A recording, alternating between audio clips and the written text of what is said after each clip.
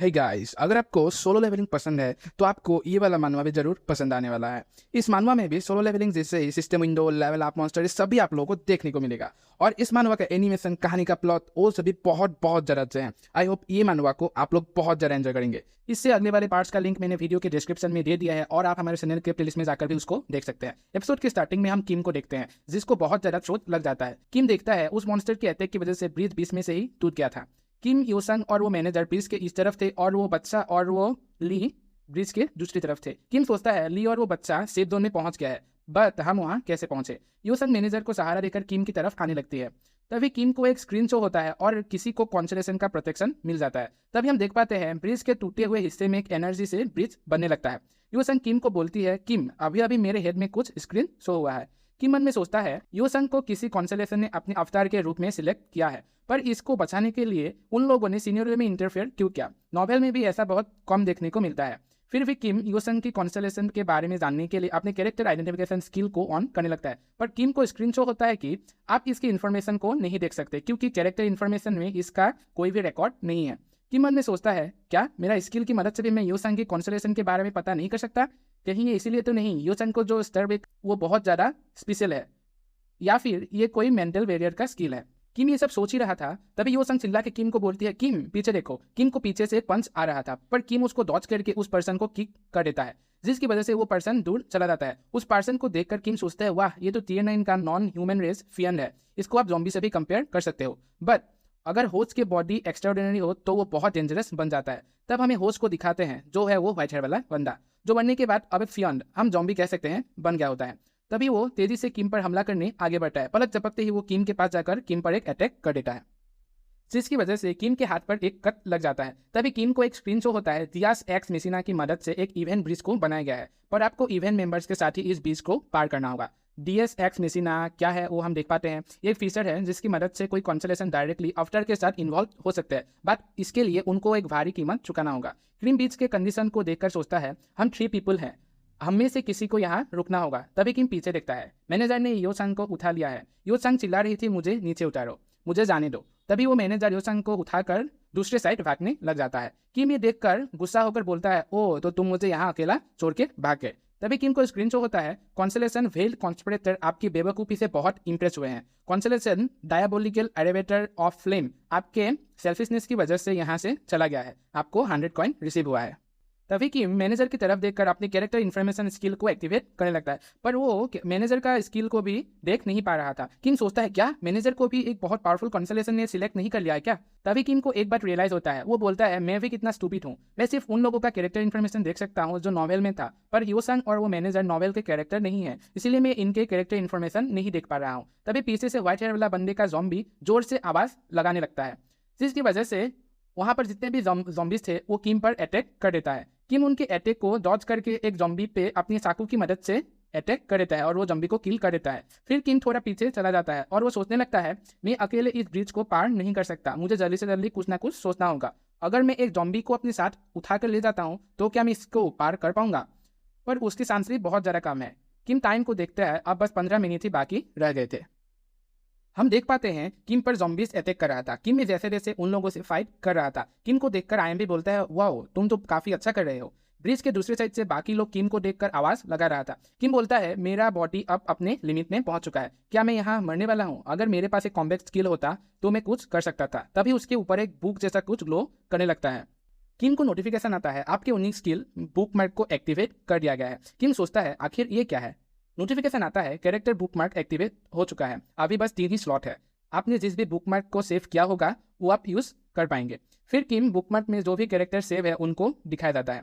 जो first person था वो है वो व्हाइट हेयर वाला बंदा जो अब ज़म्बी बन चुका है, जिसकी अंडरस्टैंडिंग 25 है। सेकंड पर्सन है ली योसंग, जिसकी अंडरस्टैंडिंग 35 है।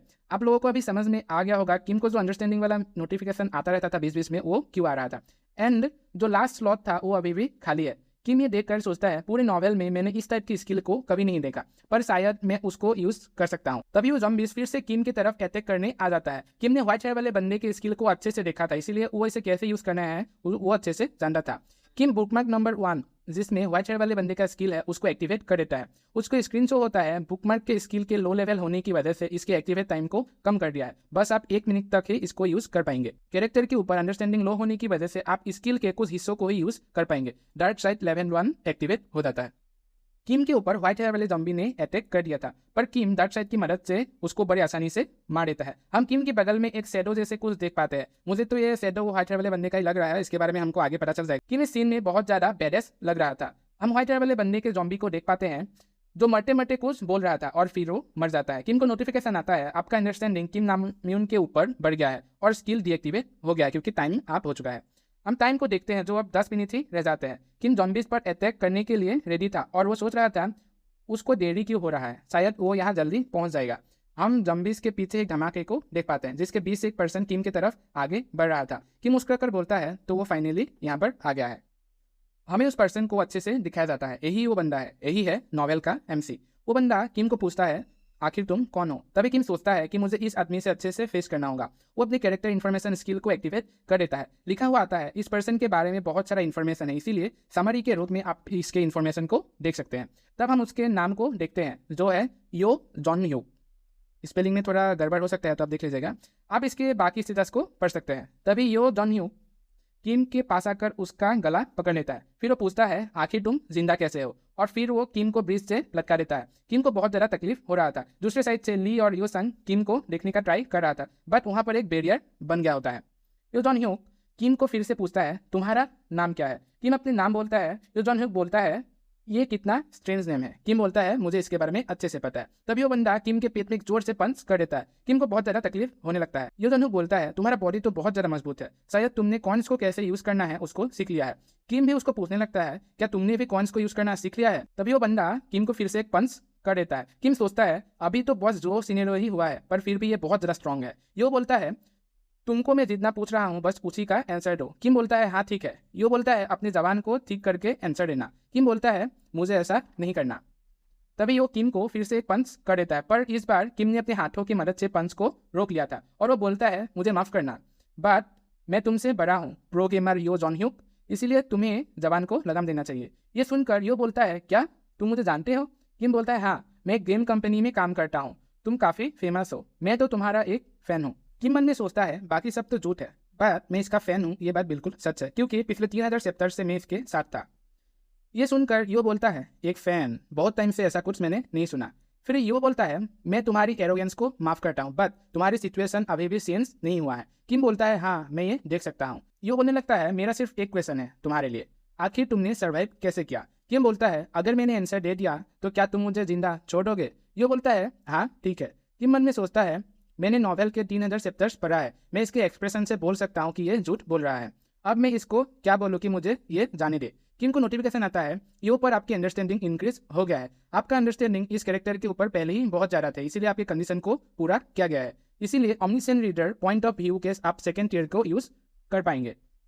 क्या आप उसको एक्टिवेट करना चाहते हैं। किम उस यूनिक स्किल को एक्टिवेट कर देता है, जिसकी वजह से यो मन में क्या सोच रहा है वो किम को सुनाई देने लगता है।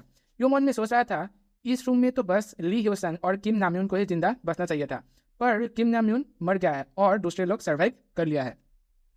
और आखिर ये बंदा कौन है, ये मेरे लिए बाद में मुश्किलें पैदा कर सकता है। मैं आप लोगों को थोड़ा समझा देता हूँ। ये जो नॉवेल का MC यो है वो मतलब टाइम से पीछे आ चुका है, इसको रिटर्नर कहा गया है। इसके बारे में हमको अच्छे से बाद में पता चल जाएगा। अभी कहानी में आगे बढ़ते हैं। यो की मन की बात जानकर किम थोड़ा मुस्कुराने लग जाता है और बोलता है ओह तो तुम्हें ये जानना है मैंने सर्वाइव कैसे किया। तभी किम बता देता है मैं थोड़ा लकी हूँ, हमारे रूम के नेक्स्ट रूम में एक एक्सप्लोजन हुआ था, तब एक बच्चे के हाथ से इंसेक्ट का डब्बा गिर गया था, तभी मैं बच पाया। किम की बात सुनकर यो बोलता है क्या तुमने इंसेक्ट किल करके सर्वाइव किया। यो मन में सोचता है ये शायद मेरी वजह से ही हुआ है, मेरे ब्लास्ट करने की वजह से ही फ्यूचर चेंज हो गया है, पर फिर भी ये बंदा बहुत ज़्यादा नॉर्मल है दूसरे पर्सन के मुकाबले, शायद इसी ने किम यामुन को मारा होगा, ये बहुत डेंजरस है। ये सब यो मन में सोच रहा होता है। तभी किम बोलता है अगर तुम्हारा क्वेश्चन खत्म हो गया है क्या तुम मुझे नीचे उतार दोगे और हम दोनों यहाँ से साथ में ही ब्रिज को पार कर सकते हैं, क्योंकि टाइम बहुत ज़्यादा कम है तो तुम्हें मुझे नीचे उतार देना चाहिए। यो बोलता है नहीं मैं ऐसा नहीं करूँगा। ऐसा बोलकर यो अपनी सेज आई वाली स्किल को यूज़ करने लगता है। ये एक एसेसमेंट का स्किल है जिसकी मदद से कैरेक्टर के हिडन इन्फॉर्मेशन और उसकी स्पेशलिटी के बारे में हमको पता चलता है। किम भी मन में ये सब सोच रहा होता है। किम सोचता है अच्छा हुआ जो इसने इस स्किल को यूज़ कर लिया, ये मेरे लिए ही अच्छा है क्योंकि अभी तक मुझे भी अपनी स्किल के बारे में पता नहीं है। तभी वहाँ पर एक स्क्रीन शो होता है, यूनिक स्किल फोर्थ वाल एक्टिवेट हो गया है जिसने सेजाई को ब्लॉक कर दिया है। हम देखते हैं इसकी वजह से यो का सेजाई डिसिपिएट हो जाता है और उसको एक इलेक्ट्रिक शॉक लग जाता है, जिसकी वजह से यो की आंख में बहुत ज्यादा दर्द होना शुरू हो जाता है। यो को इससे और भी ज्यादा गुस्सा आने लगता है। यो पूछता है आखिर कौन हो तुम। हमें टाइम को दिखाया जाता है जो अब बस 2 मिनट 14 सेकंड ही बाकी रह गए थे। और इसी के साथ हमारा ये वाला एपिसोड यहीं पे एंड हो जाता है। इस मंगा का 200 से भी ज्यादा चैप्टर रिलीज हो चुका है। मैं इसको पूरा एक्सप्लेन करने वाला हूँ, तो इसीलिए हमारे चैनल को सब्सक्राइब करके बेल आइकन को ऑन कर दीजिएगा। Thank you.